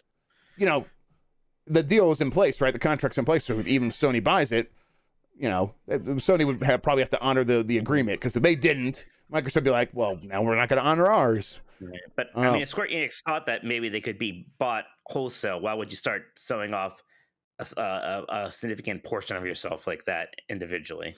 Yeah. Or if they don't want to sell, maybe it's like, well, we don't want to sell, but we could, you know, offload Crystal Dynamics here, get some money for that. Why not? From One Up versus CPU, do you know if you play as Cal Kestis in Star Wars Jedi 2? I thought Fallen Order's ending made the game feel like it didn't matter, so I'd rather play as someone else. I got the sense that you would, like, from the ending, and maybe I'm misremembering, that the story was going to continue and Cal Kestis would still be the star. I've come around on Cal Kestis, Mike. I've always kind of liked Cal Kestis. I mean, I guess he's not the sexiest protagonist. Right. He's a bit bland, but I like him fine. I like him well enough. He was, he really benefited from the people they put around him, where it's like, okay, he's got cool relationships with all these people, and with that, like, I want to see him and the Night Sister get together, like that kind of thing. I'm like, yeah, I want to see these kids work it out, these crazy kids, like, and figure out their lives. Did she kill his best friend from the mining planet? I don't know about that. There's got to be a line somewhere. No, she did that one. The someone else kill him? I think so. Yes, not that Night Sister. The one that's like on the ship with him, like that's like they're all buddies. Like she was like she didn't kill him. Oh, right. You know what? I'm thinking about the other things. I'm not up on my Star Wars lore as you, Jeff. That's okay. Me. Yes, I kind of forgot about that character. I'm not gonna lie. Okay, she's great though. She's awesome. She's great. No, you're right. She is. Yes, but yeah, I'll tell you what. I almost guarantee you play as Cal in the sequel. I agree. AJ knew I was mixing up characters. Thank you, AJ. Yeah. Well, Night Sister sounds so sinister, right? Give me a break. Yes, I get what you mean. I get like, and it's like that sounds like, oh, that group of Night Sisters. It's like they're actually I can't remember what they're called. Inquisitors? Right now. Are they Inquisitors? Inquisitors, yes, Inquisitors. There we go. I got my Night Sisters and Inquisitors mixed up. I mean, who doesn't? I beg for forgiveness. Laushin asks, "Hey guys, hope your week went well. Since I missed last week, I think Sony should purchase Square Enix. It has several pros. They have a pre-existing relationship. Square's back catalog can be added to Spartacus's retro tier. Owning Square gives Sony a foothold back in Japan, and by buying them, Sony can make the shareholders happy. Am I crazy? I think we don't think you're crazy. No, I don't think you're crazy at all. This is still in terms of like the large-ish acquisitions that can happen. At least that don't involve Microsoft. This seems to be the most plausible one to me, and I always thought it was. It seems to make a lot of sense. And like even the argument, like the big argument against it was like, oh, Sony's already getting a lot of that stuff for free. They're not getting that much of that stuff. Like they get some Final Fantasy games exclusively, and not even all of those. And that's really it. Like even Dragon Quest is on Xbox still, and it gets on. You know, Kingdom Hearts is all over the place too. So there would be plenty of benefits to that. Screaming Madden. 2022 seems like an eventual year for video games to film adaptations, with the Uncharted movie, Sonic the Hedgehog 2, and the Super Mario Brothers Illumination movie slated for this year. My question somewhat tied to this is, what is your dream game to film adaptation if you have one? Personally, I'd love to see a Psychonauts stop motion animated movie done by studios like Leica. Yeah, that'd be very cool. That's a good idea. Yeah. I don't spend too much time. I don't know. Like, I don't know if I really have an answer to this. I don't care that much about these things. Like, I tried with like one that always made sense, and here it's coming. It's like, okay, yeah, that's happening, I guess. Like, you know, the Mario cartoon movie is certainly one because it's just so weird. Like, I would still like to see, what does a Zelda movie even look like, right? Like, whatever you want to do with it. Like, what does that look like with an actual investment behind it? Because it's like something I can't even really imagine. Like, even this Mario movie, I still can't quite actually imagine it. I know it's coming out soon. It's gonna be so weird when we see that trailer. I want to see. I've said this before, but I would love to see those Pikmin shorts turned into like a TV show. Just kind of like the Rabbids show or something like that. That's on Nickelodeon. Or like a Yoshi and Poochie thing, things that they've already sort of like tested a little bit with like shorts. My kids really like those. I kind of can't get enough content for my kids, so that'd be really cool. And I enjoy them. I think those Pikmin shorts are very good. All right, let's see, from Danger Man, several questions / discussion points. Number one, was Bobby Kotick under the threat of being ousted by the June shareholder vote? I mean, if he was desperate to sell to Microsoft, I wonder if he did some call rounds to see how strong his support is. I think it was possible, and maybe he wanted to just avoid the vote entirely because he would have been embarrassed by it. But clearly, like, even if just Bobby Kotick wanted to sell, like, he doesn't control the board that much. Like, this is like everyone agreeing, like, this is a good idea. This is a good move to make. And so, like, they're still gonna have to like get convinced like at least half, I think, of the shareholders to agree to this price and everything. And so it's like, I think everyone involved is just like, yeah, we don't see a future for everything, so let's just get out. And that's kind of what they were thinking. Number 2, got a feeling Stalker 2 gets delayed again due to the imminent Putin's massively expanded military adventure in Ukraine. Yeah, that's the reality on the ground right now. Is like Ukraine is under threat of that stuff. So yeah. Let's see. 3, Warzone 2 is interesting. Presumably launching with Call of Duty 2023. I wonder if we'll see more games as a service games have sequels to ditch last gen. That's I think like a lot of ones that are more well established, like Fortnite and Warzone, they're not going to get sequels. They're just going to keep getting updates. They have already like what Warzone. Just said Warzone, which is one that is getting a sequel. I'm sorry, I meant Warframe. They're all this. Warframe. They're all the same thing in my brain, aren't they? Yeah.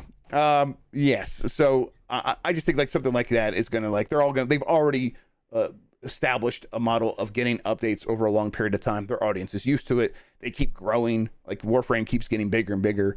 I think most of them will probably just keep going that path. From Low Rule, there is a Final Fantasy VII 25th anniversary showcase next week. Do you expect any game announcements / updates like Final Fantasy Remake Part 2 or a release date on Ever Crisis? Mike, you tell me.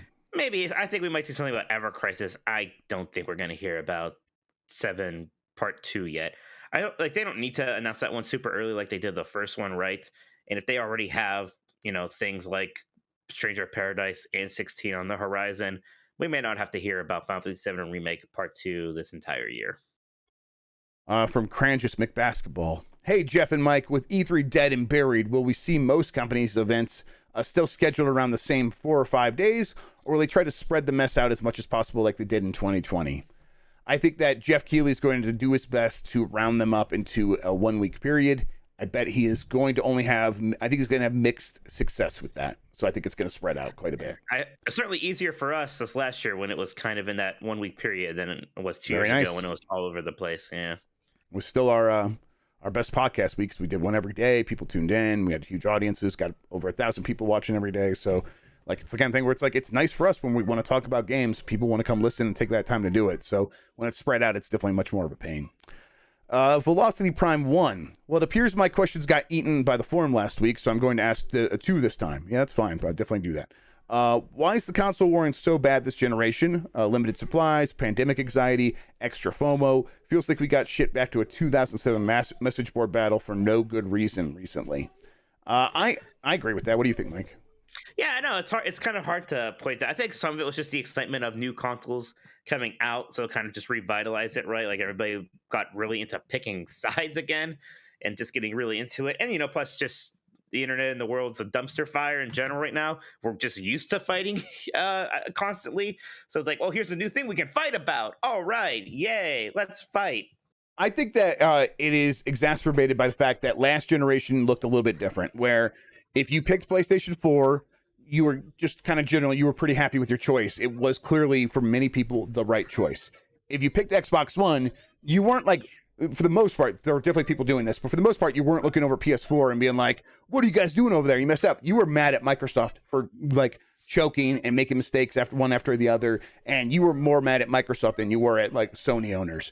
This time around, both consoles are, first, they're both very expensive, so most of these people are still just picking one, and then they're looking over the other one being like, well, mine's good, but that one's good too. And that makes me uncomfortable with my choice. And I have to like protect myself mentally from wanting to spend more money. So it's like FOMO mixed with like, just like anxiety about spending money and stuff like that. And it is causing a little bit more anxiety in these people. And we're all having to deal with it. It's very frustrating. Yep. It's fun times. His other question, which February release will people cause more consternated comments when it is inevitably compared to Breath of the Wild, Horizon, or Elden Ring? Oh, Elden Ring for sure. People get real mad when we start comparing that to Breath of the Wild, which is all the more reason why we should. Yes, exactly. We need to teach these people a lesson. Some people in chat are very confused about that "no one lives forever" thing. We were joking. They don't. Microsoft doesn't actually own that. Right. That was the whole premise. That was the whole premise of the comment. It was like, let's just tell them that they own "No One Lives Forever," and then they'll make it. And it's like, because it's the thing with "No One Lives Forever" is it's in a serious IP bind where like no one really knows where all the rights are. Yeah, no one really knows. So it's just we'll just all decide collectively if we believe in something strong enough, then it's true. That's the law. That's the law. Pinball RJ, do you think the new Fable game will have a fart button like the originals? Please no. I don't know. I think we should be over that personally. I think we should move past that. I think some things change and that's okay, right? Like this is Fable 2023, right? Yep. I don't know. I mean, I get like. Yeah, I want to see Fable. I still want it to be funny and be whimsical. I don't think we need a fart button. I got a question about this next one from BG. Mike Minotti, how was your experience at AEW's Bash at the Beach? Did you go to the Bash at the Beach? Yeah.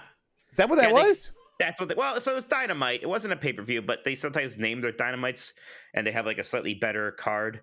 And I don't they called this one Bash at the Beach, which was hilarious because it was freezing cold in Cleveland. Okay. It was so cold. They're just kind of having fun. There's a beach there. There's a beach there. You know, it's on a lake. That's true. Okay, fair enough. All right. Yes, I forgot about that. So yeah. So there's a beach there. But I had a great time. They had a lot of great matches. There was the Cody Rhodes versus Sammy Guevara ladder match with some absolutely insane spots. There was the fun lights out unsanctioned match between Adam Cole and Orange Cassidy, and we saw the debut of Danhausen, who is very nice, very evil. So yeah, I had an absolutely great time. I've been to a bunch of that's my 5th AEW show already, actually. So and I'll tell you what, when they were in Cleveland last time I was there, and that was a couple years ago, and they were just starting out, it was nice to see there was a lot more people there this time. So it's cool to see the company grow in real time like that.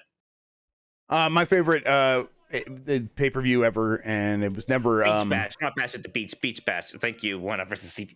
You can understand my confusion. Sorry, it was never it wasn't because it was a good pay-per-view. It was actually kind of like a pretty bad one, except for like the last few moments. That WCW Hog Wild one that they did at Sturgis.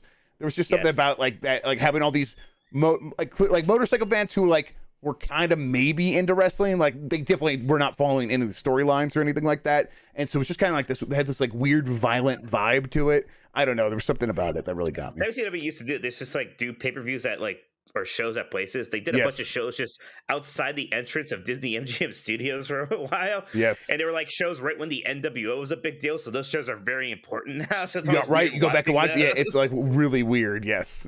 Yeah. Like apparently only 5,000 people attended that Hog Wild pay-per-view, which is like, man, okay. Yeah, it's crazy. Skididdles, what are the odds of an after-credit scene for the Mario movie and Funky Kong, voiced by the beloved Dwayne the Funk Johnson, approaches Donkey Kong and says, "I'm here to talk to you about the Funky Initiative." It's not 0, right? It's not 0, Jeff. It's not 0. Absolutely. I mean, maybe the Funky Initiative stuff is a bit much, but The Rock showing up as the voice of Funky Kong in the end credits could absolutely happen. Yes. That could be a thing. I'll tell you what, it is weird because there's a million things they could do with like a post-credits sequence in a Mario thing, right? You could have Professor Egad like, "Oh, I'm sending a letter to Luigi about a mansion." You can do all sorts of weird things. And you could do so much fun stuff, man. They better like go hog wild with that for lack of a better term. Winnie featuring God from the Zilla franchise. In 2018, I chose Shadow of Mordor over Breath of the Wild. What are sometimes hindsight showed you made the wrong gaming choices? Wow, that's pretty funny. I don't know. That's interesting. God, I like Shadow of Mordor too, but I'm trying to think. Like, I can't remember a time I made a binary choice like that. Right? Gosh, usually I'm pretty right. Like, I got Kingdom Hearts 2 instead of Oblivion and felt pretty good about that. I played Oblivion much later and also enjoyed it. I remember those. That's one that always sticks in my head as two games that came out at the same time that both became big deals and were vastly I mean, with Breath of the Wild, I thought it was like Horizon Zero Dawn, right? That was the big choice at that time when Breath of the Wild launched. Yeah. Well, Zero Dawn was a little bit earlier. Yeah, no, you're right. They're just about the same thing. So yeah, I'm not sure though if I have a great answer for this, Jeff. How about you? Yeah, I don't think so. I mean, I feel like I was happy choosing Breath of the Wild over Horizon Zero Dawn, even though Horizon Zero Dawn, I have nothing against it, but it was like, oh, Breath of the Wild was the one that clicked with me, obviously. So, but a lot of that was dictated by the job and like, hey, we'll review this game, and while everyone goes to GDC and you're stuck at home with a kid, I'm like, yeah, I think I will. So yeah, maybe I just lucked out there. Yeah, is there any? I had to say it's not. Is there any chance Universal is just straight up super planning out a whole Nintendo cinematic universe to culminate in a Super Smash Bros. Movie that makes $7 zillion? Yes, I mean, I feel like they are making those plans. I feel like they. Like, why wouldn't you make those plans? To be you gotta think big, right? Like think big. Yeah. Clearly they have a lot of faith in this movie. They brought this guy on to like be like a special advisor to the board of directors or whatever. Like he's a special director on the board now. The guy who's in charge of Illumination Studios. Like that's the kind of thing you do when you have long-term plans for this stuff. And they've always said they wanted to do more things like this to make more money during the Wii U era when they're like, the games are failing, we need something else. What's like, get that something else spooled up. I mean, these characters are beloved. You could do so much with them. I think a Luigi's Mansion movie is a great idea. Obviously, we're getting Donkey Kong, but you could do all kind. I mean, you could do all kinds of stuff, and then Smash Brothers be the thing. Because for a while they'll focus on that Mario universe, but then like at some point you can get outside of that and you can come up with some silly reason why they all come together, Smash Brothers. Right? Yeah, it doesn't matter. They're cartoons. Like, yeah, come up with silly reasons. I've thought about some things and like those you pick the wrong horse things, but I think I picked the right horse. But there was two. So I remember people forget this. World of Warcraft and EverQuest 2 came out like the same month. And I remember all the stories like which one is going to win, right? And I picked WoW, but man. The other one that came to mind was, I think, Half-Life 1 and King's Quest Mask of Eternity / like King's Quest 8, but as an action game for the PC. Those came out like the same time frame. I remember looking like, which one should we get? I think we got Half-Life. I think we eventually got both of them. King's Quest 8 was not very good. It was a weird from VJ Incoming. Happy Friday, friends. Jeff, a question for you. Imagine it's a couple years from now, your kids are developing their own taste in games. You guide them as best you can, as any father would, let alone an expert like yourself. Of course, thank you. One day they excitedly want to show you their new favorite game, but don't tell you what it is. You sit down, they turn on the TV and their console, and on the screen shows the logo for Kingdom Hearts. Even better! Oh, that'd be so good. Oh, please. Jeff's kids get into Kingdom Hearts. That'd be so fantastic. Are you prepared for this possibility? What thoughts would you have at this point? I've definitely had cold night sweats waking up in my bed worried about this. Listen, the kids are allowed to like what they like. They already like a ton of trash, so it wouldn't surprise me if they liked more trash. Wow. I would let them play it. I'd be fine. I would probably. You're not allowed to. Yeah. I would probably make some snide comment here and there, but probably like cover it with a lot of sarcasm. They would probably see through it, but they trust me. They know my feelings on Kingdom Hearts. It's all I ever talk about around here. So all he talks about. He won't shut up. Yeah. I don't know. If it happens, it happens. I'll deal with it. We'll see. I doubt it'll happen because they're gonna have good taste in games. From Jump Matt. Now that Xbox has a lot in development, will they stop announcing games so far out from the release, like they did with Hellblade 2, Fable, and Perfect Dark? I think it'll a little bit, but we've already seen like a lot of studios are announcing them earlier because they're trying to get talent, and that's the thing with Microsoft where like they'll be able to pay pretty well, so they'll be able to attract talent, but they're still going to probably have to make some extra moves to get people over. So maybe they won't do it in the same way where like at E3 they have a cinematic trailer for something that's not coming out for 4 or 5 years. They'll probably stop doing that. Right. It would depend. Like I bet like Gears 6 gets announced pretty close to release because like of course that's what they're making, right? Right, that's a good point. If you apply for the coalition, I think you know what game you're going to be working on. From Zeddy Spaghetti. Hello, Jeff and Mike. Jeff, have you heard anything lately regarding the morale at BioWare? Late last year, Dragon Age senior creative director Matt Goldman suddenly left BioWare, and not much has been said about it since. Are things okay over there? How's Dragon Age 4 doing? Thank you for your time. My understanding is BioWare's morale is still pretty good. I've been meaning to like look into this. I've been asking around. I intend to like get a fuller picture of what's happening over there and to report it one way or the other. I'll probably talk about it on an upcoming Grubb Snacks, and then we could talk about it here, of course, as well. From Nintendo Bro, Super Metroid is underrated. Wait, wrong podcast. How much longer until that GoldenEye re-release? Yeah, I feel like, we were getting all hyped up for that GoldenEye stuff, and now it's like we haven't heard anything. Hopefully it's soon. I guess it hasn't been that long. We're still just at the end of January, so it could happen like anytime in the next couple of months. Dr. Suss, if the other tech giants, Amazon, Apple, and Google, decide to really invest in gaming, which path is more likely for each? Dedicated hardware, games, or a subscription service? Mike, what do you think? Sorry, I got caught up here because Andy in chat has remind me Coalition's working the Unreal Engine 5 game before Gears 6, but still, but I mean, everything I said still stands there. I'm sorry, what's the question? No, just like what path would Amazon, Apple, and Google take if they decided to invest in gaming? And he lays out like dedicated hardware, just games, or like a service. And I think they take acquisition would be the actual thing here these days, to be honest. I think that's the path they would take. I mean, Amazon already has a subscription service. They already have Luna, and it works a lot like their Prime Video, where you could subscribe to the Ubisoft channel. I like that channel model. It works out pretty good for Prime Video. Like, that's where I get like PBS Kids, and I have Paramount Plus through that. So it's like I could see that working, but for a certain audience that is not into something like dedicated hardware. Neither of them are making a box, I don't think. Yes. I don't think anyone here is any of these are making a box. Google already tried Stadia, and it failed because of its business model, not because like the technology. So it's like it would still have to try to come up with a business model for dedicated hardware, and it just wouldn't be able to figure that out, I don't think. Jeremy G. Demon/Dark Souls started off as a pretty niche game series, but has since exploded into the mainstream. Elden Ring is looking to be massive. Is there any hidden gem franchise out there that you guys hope blasts off and becomes a juggernaut of a future franchise around the globe? Blastcore for me. Blastcore is still gonna have its day. Still gonna have its day. Yeah, maybe everyone will realize how good River City Girls 2 is, hopefully, and that becomes a bigger deal than River City Girls 1 was. It's going to become the next Roblox. I don't know what that means, but I'm saying it. I'm sticking by it, apparently. I feel like maybe like Hitman does seem to be growing all the time. Yeah, it's a good one. Like the murder box puzzle thing happening with all the physics systems and all that stuff and all the interlocking systems. I feel like that genre could keep growing and growing and growing, and it could really take off, I feel like, at some point. Yeah, that's actually a question. Like, I'm wondering, like, what's like the next Persona, right? Right. It's like this super obscure thing, and then it's like, it's like relatively mainstream for a JRPG franchise, right? So, but even like, it was still like a known quantity by the time it became popular, right? I'm always fascinated by franchises that don't hit their stride until like the third entry and stuff like that. It's interesting. From Gerber, I haven't seen much coverage of this, but how have Microsoft's hardware partners reacted to their massive investment in first-party studios? I have to imagine that Alienware, Legion, Republic of Gamers, etc., are all much happier to see Microsoft pick up Activision than the likes of Facebook.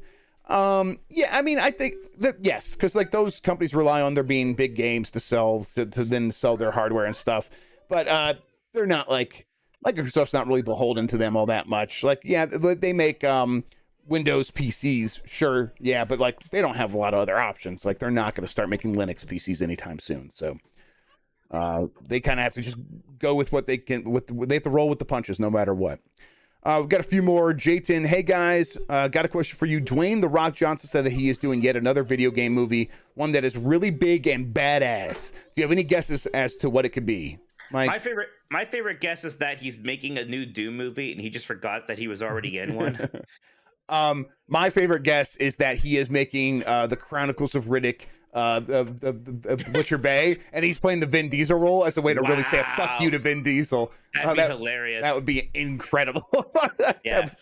But it's probably going to be something either really obvious or actually not that big and badass. Yeah.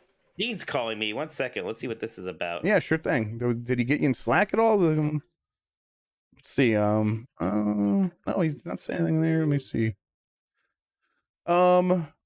Maybe just forgot you were on a podcast and he just wanted to talk to you. Maybe just missed you. Okay. From Epic Open World. So Call of Duty on current gen is $70. When the Microsoft purchase is official, are they really going to want a $70 Call of Duty sitting next to a $60 Halo and Gears on the same shelf or digital storefront? Are we looking at Microsoft raising the price of current gen games once they are current gen only, i.e. Starfield, Redfall, and Forza Motorsport. I don't. This is going to be a challenge. They're going to have to figure this out. But it's like, I don't know if they lower the price of Call of Duty. They probably just keep the price of Call of Duty the same, and then they put it on Game Pass and say, hey, if you don't want to pay that price, go to Game Pass. And they probably do raise the price of their physical games and their full price games to $70 eventually, I feel like. But I don't know. It is another thing, another puzzle for them to solve. Definitely. Are we good? I'm good. Yeah, we're fine. He just wanted some. He's interviewing somebody that I'm familiar with and wanted to know what questions he should send him. I told him I sent him some on Slacks. From Keywork, do you have any sources at Riot? Care to dig up what projects they are working on and details on its MMO? Also, E3 shows being prepped around now. Normally, anything going on? Yeah, people are trying to decide how they're going to proceed without like there being any sort of messaging from E3. My guess is that things like most people are going to start planning things and start trying to find slots to present them, and then they'll probably get a call from Jeff Keighley. I think that's how it's going to go, how it's going to work. And not much to say out of Riot. Riot's been pretty open about what they're working on. They're already, they have the big MMO. They're doing doing a lot of stuff. Yeah, they're pretty busy. And then obviously just still supporting League of Legends. They got plenty going on. And that Netflix show was a big hit. Apparently, at least it seemed like it. It seemed like everybody liked it. So people like it a lot. They do more media projects. Yes, more cross-media projects are almost a certainty. From Sosuke, hey Jeff, I ate my daughter's pet shrimp grub. And Mike, I am too lazy to post a Horizon picture of Minotti. My question for you guys is this. Jez Gordon of Windows Central has said last year 343 is in production of another Halo title unrelated to Infinite. Do any of you have an idea of what it could be? I do not. Yeah, I don't. I mean, maybe it was just the earliest start on Halo Infinite 2, right? I mean, if you have, that's development's always cyclical like that, right? You have the pre-production people working on the pre-production for the next thing, right? Right, yeah. And at the very least, they could be prototyping something. They weren't quite sure what it was going to turn into, but I don't know. Maybe it's Halo The Journey. That's going to be a Connect game. I think that's a brilliant idea, Mike. Not on rails, though. Not you have to sign the wall and say it's not on rails before they let you get murdered. Yep. They're bringing back Peter. Bringing back Molyneux. King is overrated with our final one here. Hello, Jeff. Guy who looks like someone I went to high school with, Grubb. Fair enough. And Mike, man who looks like my Little League third base coach, Minotti. Mike looks like most Little League third base coaches, though, to be fair. Maybe I look like them. I imagine my demeanor is very different. Question this week is simple. Rank these options as most likely to least likely to happen in 2022. Bloodborne port to PC. Please give it to me, Jeff. MLB port to PC. Again, please give it to me, Jeff. Wind Waker HD and Twilight Princess HD port to Switch. Jeff and Mike, I know you want it as much as I do. Sorry for the long question. I hope you guys had a great start to your year, and here's to a more amazing months to come in 2022. Yeah, go ahead, Mike. You start. So Sony on the PlayStation blog posted an interview with Miyazaki today, I think. I was just like talking to him mostly about Elden Ring. But I looked, I was like, are they going to say anything about Bloodborne? And I don't think Bloodborne came up once in that whole interview, which seemed like a deliberate choice at least. So I don't know. Probably conditional, you think? Do you think it was a conditional of the interview? Like, don't ask about Bloodborne? I bet it was. I absolutely think it was. So I don't know what's going on there. Now, maybe it was because they know it's happening and they want to make this big announcement of it at some point. So, but I don't know. I thought so. It didn't happen today is all I can say about that one. And he says the demeanor is the same when you get mad. Lol. Yeah, fair enough. Yeah, I absolutely would get mad at a bunch of kids, wouldn't I? Yell at them. Yeah, I better not be a coach. The most likely is Wind Waker HD and Twilight Princess HD port to Switch. I think that's still happening this year.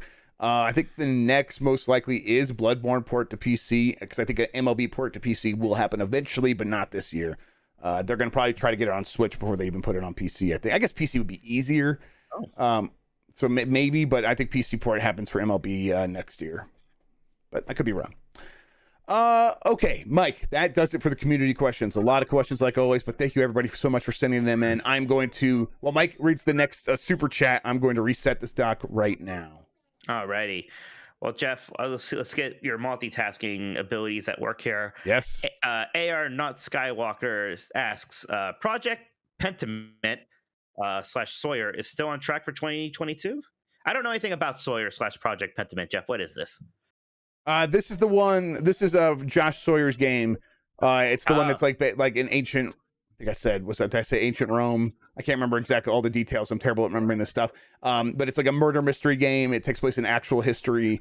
It's got a lot of choices, a lot of dialogue. And I think there's a strong chance it comes out this year. Yeah.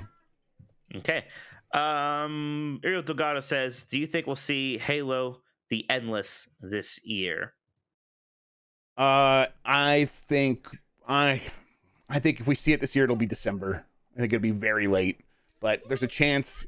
But I don't know. I feel like it's the kind of thing where they did so much work just to get this game out. It probably is going to take a lot of work to get the endless DLC or whatever that is to happen. Saraidhar Aleya says, Jeff, I want to think for myself, but you won't let me. First time live. Great show, Jets. Keep up the great work. Thank you very much. Thank you for watching. I really appreciate it.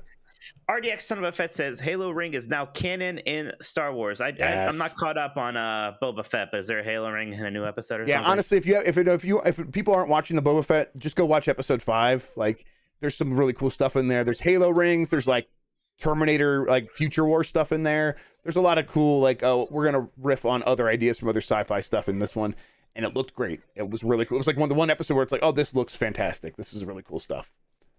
BV says, which upcoming future games do you feel might not live up to the hype? Stalker 2 is definitely one for me where I'm just like, Stalker 2? I mean, the hype on that one is just it's really high because it was like one of those games they showed at E3 last year that looked really good. And they're like, oh, it's Unreal Engine 5.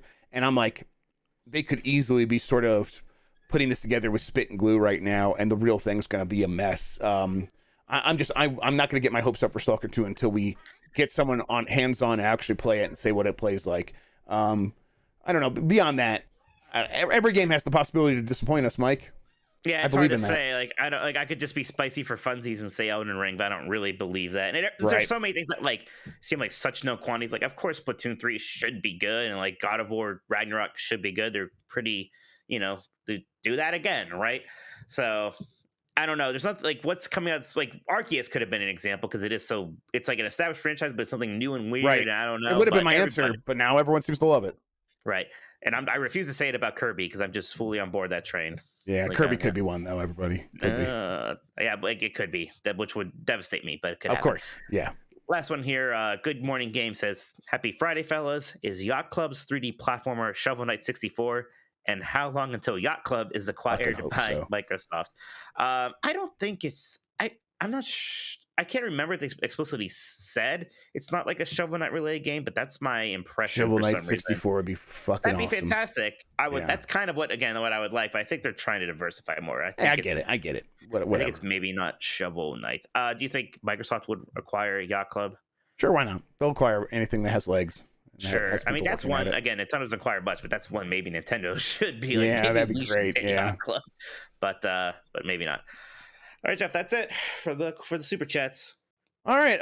What do we do now? We talk about games? Yeah, I mean, I've been playing a lot more Final Fantasy. I finally told my group that I'm a video game journalist, and I started finding my articles and laughing because the one is just me talking about how good red mages are. And of course, that's what I play. So, of course. That's okay. Did anyone make fun of you for being bad at games or anything like that? No. Did you tell them that you're friends with the guy who played Cuphead bad?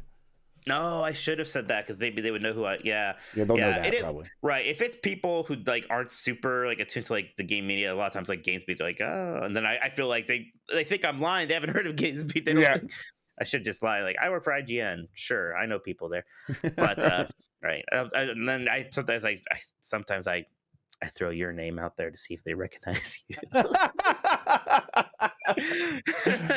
I can see how ashamed you are. I love it. I hate saying it, but there it was. But no, I part of me is a little bummed out because I am so deep into Mario and Luigi right now and loving it. But it's like I gotta play Arceus now for a bit. So I hope that just doesn't completely kill my momentum in that game. I know what you mean. Yeah. But and apparently I'm playing PUBG tonight. In fact, I've got the install button here, and I'll do that right after that. Yeah, we'll play some PUBG tonight. That'll be fun. We'll do custom games. We'll like make them wild. It'll be a good time. I've been playing Dying Light 2. I could talk about the first 10 hours. It's good. It's like it's a fun idea. It's always been a fun idea. The parkour stuff is really good. The parkour combat. I feel like the timing on the counter is a little bit weird, where it's like counter at the last moment to get the perfect counter. And I'm like, I'm definitely doing it at the last moment, but you think I'm still getting hit. And it's like, I did it earlier. And it's like, oh, that was the last moment. Like, no, that's not. I'm doing it right, game. You're wrong. But whatever. I think a lot of that stuff comes down to, this is a game where you are going to beef up your character through leveling up in all kinds of ways. And so the things that feel maybe a little bit off right now are going to feel very good as you upgrade them. That's already begun to happen for me. So I don't know. I'm very much into the idea of an open world game, going out and doing challenging stuff and going out into the night and having to be really challenging and find stuff to upgrade my character. Like, just that loop right now is very appealing to me. So I'm very much into it. I never played the first one, but I love Mirror's Edge.